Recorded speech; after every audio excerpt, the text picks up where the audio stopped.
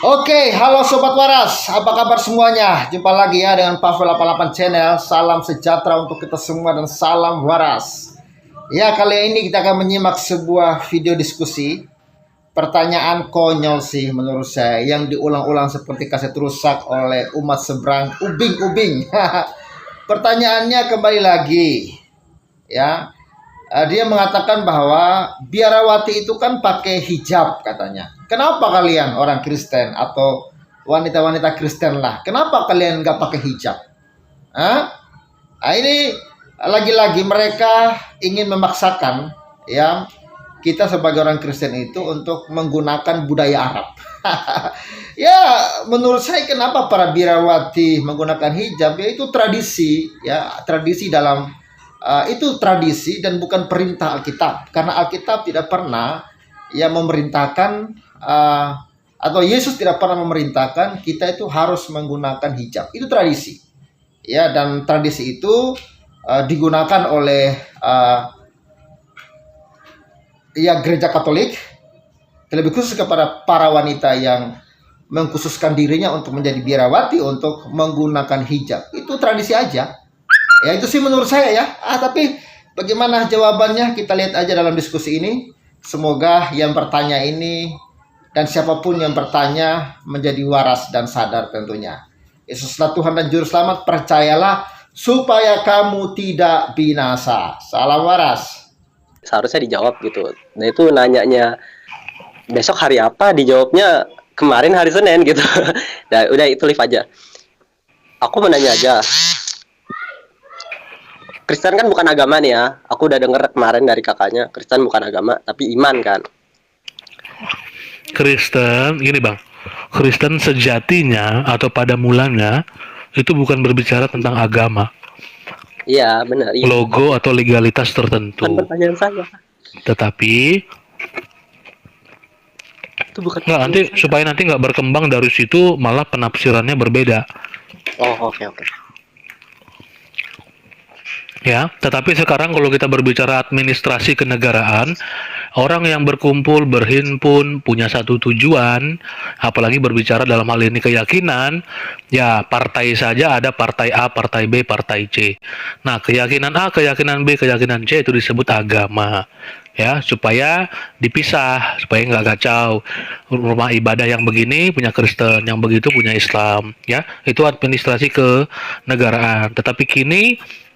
Tapi sejatinya maksud saya bahwa kekristenan itu bukan berbicara agama atau legalitas, tetapi Kristen itu adalah gaya hidup yang mengikuti Kristus, teladan Kristus. Seperti itu, Bang. Oke. Pertanyaannya di Bro Jeki dalam barusan itu ada anak kamu kayak lihat depan kamera ya. Oh. pertanyaannya orang Kristen Sorry. mengatakan kan ya, semua orang Kristen itu udah pasti masuk surga, benar nggak? Orang Belum Kristen. tentu. Gini, Bang. Itu Saya kasih udah tahu, pasti masuk surga. saya kasih penegasan ya. Orang Kristen pasti masuk surga. Kenapa? Iya. Definisi Kristen adalah pengikut Yesus. Harus Kristen, harus mengikut Kristus. Tetapi orang ber-KTP Kristen belum tentu masuk surga. Itu yang perlu digarisbawahi ya. Kristen sudah pasti masuk surga. Karena definisi Kristen adalah pengikut Kristus. Nah, jangan sampai KTP-nya doang Kristen, orangnya tidak Kristen. Ya, Bang ya? Nah, begitu. Jadi benar-benar harus ngikuti Kristen gitu ya. Bukan, harus mengikut Kristus. Karena Kristen Iya. itu definisinya pengikut Kristus. Kita bicara Harus. definisi nih, pengertian. Begitu, Bang. Nah, Harus tapi ada mengikuti. orang yang ber-KTP Kristen, hidupnya tidak Kristen. Paham ya? Paham. Jadi harus mengikuti gaya hidup Yesus dah dari ya yang dikatakan. Bukan gaya hidup. Kita harus mengikuti sunnah-sunnahnya Yesus. Iya. Intinya itulah, iya. maaf. Eh, Berarti mm-mm. di dalam kitab kalian kan dijelaskan kalau di Yesus sunat. biarawati aja pakai hijab nih. Kenapa kalian nggak pakai hijab? Loh, masa kami laki-laki pakai hijab? Enggak, Mana sih, yang Abang cewek. ini? Yang cewek. Gimana nih? Ya, jadi begini. Oh, Bu Sofi mungkin jelaskan itu. Tapi nggak apa-apa lah. Saya jawab ya. Di mana perintah Yesus mengatakan, hai perempuan pakailah hijab?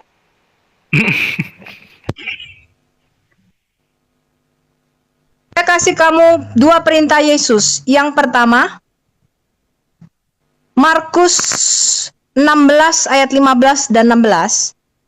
Yesus mengatakan, pergilah beritakanlah Injil. Barang siapa yang percaya kepada Injil dan dibaptis akan diselamatkan. Barang siapa yang tidak percaya akan dihukum. Artinya kamu akan masuk neraka selama-lamanya. Apakah kamu sudah dibaptis? Kalau kamu tidak dibaptis, kamu tidak bisa masuk kerajaan sorga. Yang kedua perintahnya lahir baru, Yohanes 3. Barang siapa masuk dalam kerajaan sorga, dia harus lahir baru dari air dan roh. Dan hidup di dalam Roh Kudus, menghasilkan buah-buah pertobatan. Yang ketiga, Yesus mengatakan, rayakanlah peristiwa Paskah ini. Kenangkanlah aku. Pada peristiwa Paskah itu, Yesus mengatakan, inilah tubuhku. Dia memecah-mecahkan roti. Dan dia berkata, inilah tubuhku yang dikorbankan bagimu.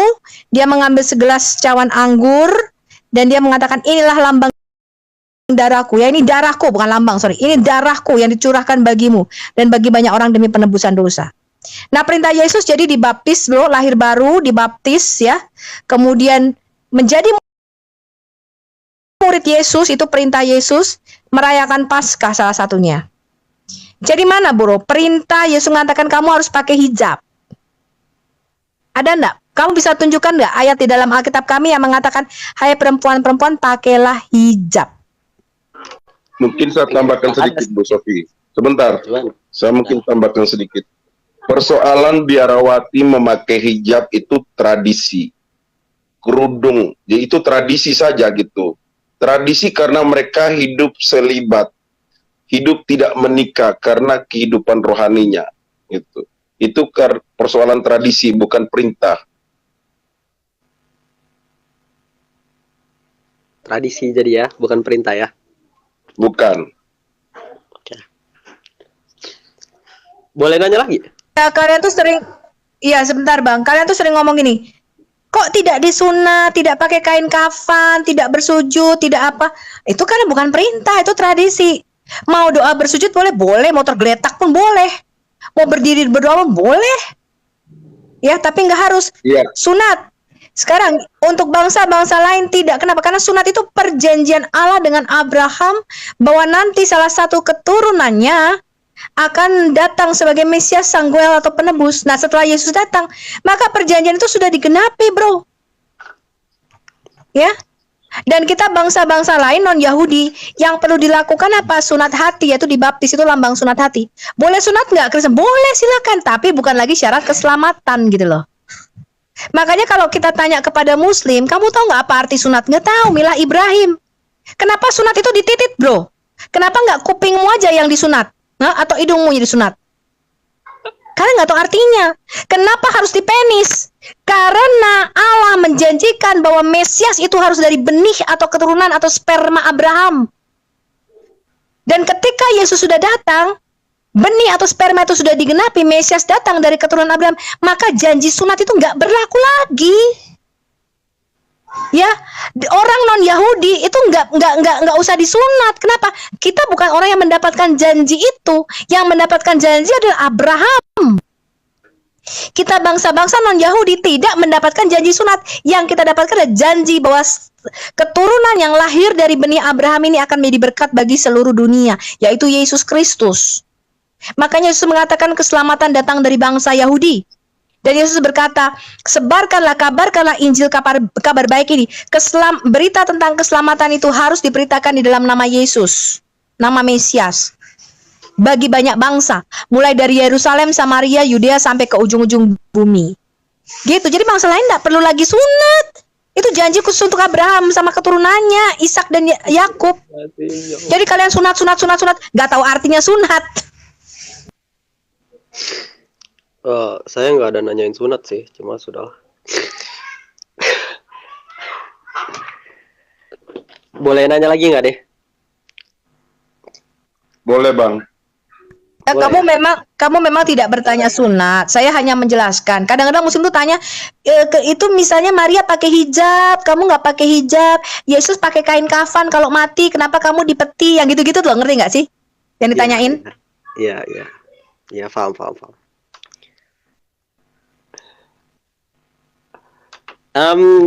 Di sini saya mau nanya kan, Tuhan kalian tuh banyak sih ya.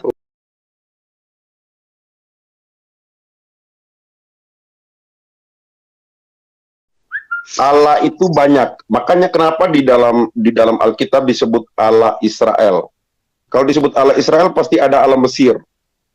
Di dalam Alkitab itu jelas ya disebut Allah Israel. Kalau ada Allah Israel pasti ada Allah Mesir, pasti ada Allah Bani Anom, ada Allah Kanaan. Di dalam Alkitab disebut ada Allah tanah Kanaan ya, Allah orang Kanaan. Gitu. Ada Allah Saudi, ada Allah Arab, ada Allah Irak, Allah bangsa lain. Kalau Anda Kage Bunshin no Jutsu.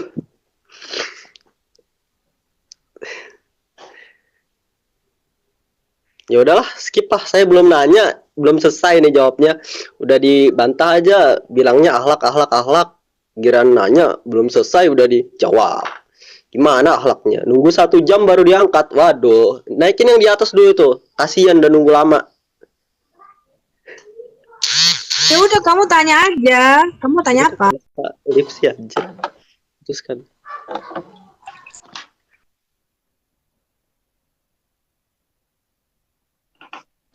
Izudin, kamu itu jangan seperti perempuan deh. Jangan